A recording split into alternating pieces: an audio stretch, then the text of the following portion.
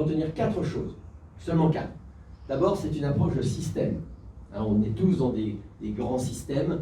Hein, dedans, il faut intégrer beaucoup d'éléments. Et puis également la diversité humaine. Hein, donc vous êtes l'exemple ici. Forcément, une pensée systémique. Deuxièmement, sur le temps long, on demande toujours le futur, ça commence à partir de quand? Alors, je dis 10 ans. Pourquoi? Parce qu'avant, vous faites 2 plans quinquennaux, et les plans quinquennaux, c'est souvent des copies de ce qu'on a fait et qu'on n'a pas réussi à faire les 5 années précédentes. Donc, il faut avoir la capacité de se dire, je me projette, et pour avoir se projeter, il faut se mettre une limite de temps, un horizon temporel.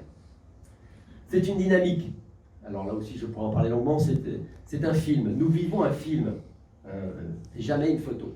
Et même si un film, c'est une succession de photos, on a le droit de s'arrêter, mais après, on doit mettre la dynamique du temps à l'intérieur, la flèche du temps. Et enfin, très important, le droit d'introduire des ruptures.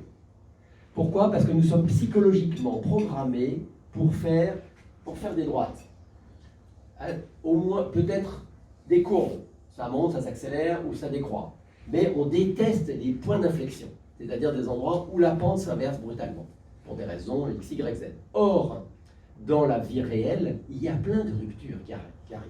Bon, on vient de chercher loin, la pandémie, c'est une vraie rupture, hein, qui aurait dit que l'économie serait quasiment arrêtée pendant 6 mois. On dirait, mais c'est une guerre mondiale. Non. C'est des événements imprévus à énorme impact. Donc, à 10 ans, vous avez le droit d'introduire des ruptures. D'accord? Je ne dirais pas le devoir, parce que s'il n'y en a pas, il ne faut pas en inventer artificiellement. Et ça, c'est quelque chose que nous faisons difficilement. Donc, vous qui êtes des chefs d'entreprise, qui avez des responsabilités, etc., vous savez très bien que quelquefois, il faut rajouter de l'impondérable dans votre système de décision. Eh bien, cet impondérable, il faut avoir la lucidité de l'envisager honnêtement. Hein, une guerre, des attentats, l'assassinat d'un homme politique important, etc. etc. Bon. Donc, c'est tout à fait dramatique ça, mais il peut y avoir aussi des bonnes nouvelles. Donc, pour résumer, la prospective, c'est un système dynamique à 10 ans, admettant des ruptures. Voilà. Et je ne peux pas faire plus court.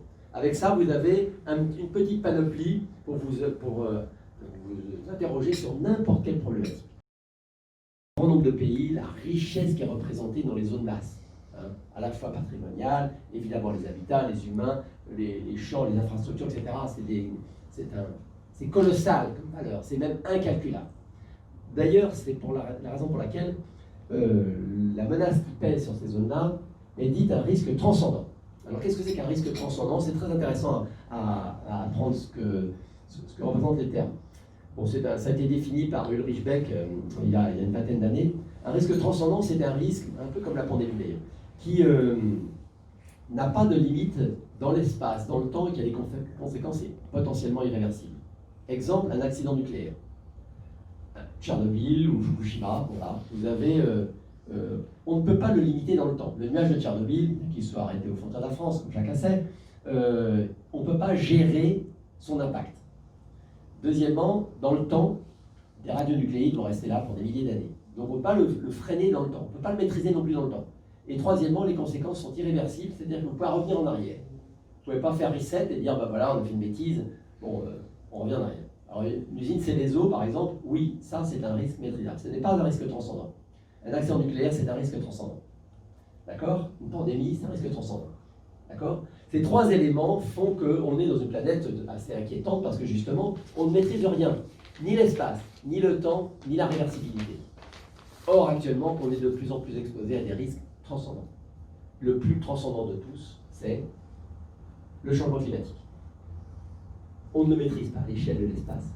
On ne peut pas dire, nous, on va se protéger dans notre coin, etc. Non, c'est pas possible. On ne peut pas dire, on limite le climat à quelque chose d'agréable dans ce coin-là. On peut prendre des mesures d'aménagement, mais pas à l'échelle globale.